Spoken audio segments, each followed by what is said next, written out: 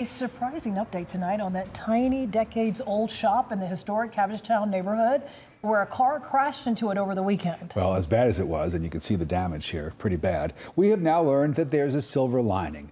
Atlanta News First reporter Don Shipman is at Little's, a beloved convenience store and lunch counter on the east side of Atlanta. And Don, we all love a story with a silver lining.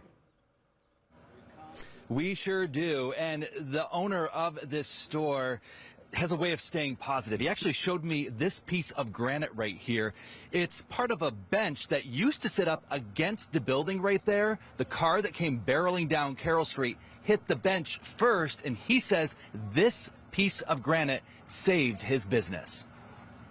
Everything about this place is special. Little's food store owner Brad Kennard was expecting the worst when he got a call early Sunday morning that a car had slammed into his family-run business in historic Cabbagetown. Looked like it was about a 4-foot section that was taken out.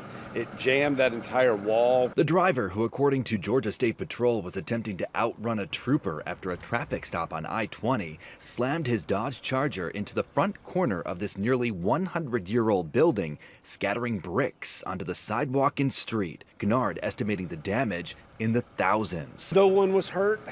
You know, I hope the young people learn their lesson. Days later, the tiny community of Cabbagetown is on a mission. It's easy to rally behind Little's food store and Brad.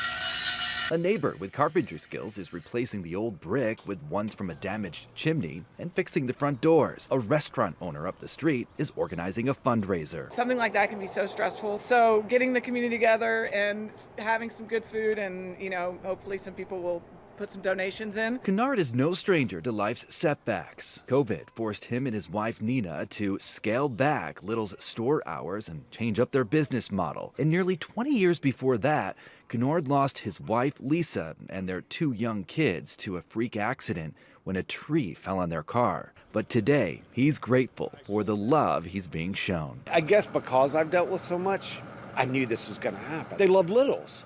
You know, I'm just a steward of Little's. That's the way that we look at it.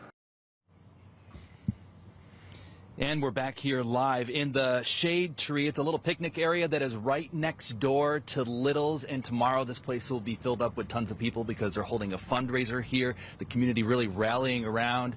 $10 plates of food, a nice little cookout. Everything gets underway at noon, and the community is still out, including little, what's your name again?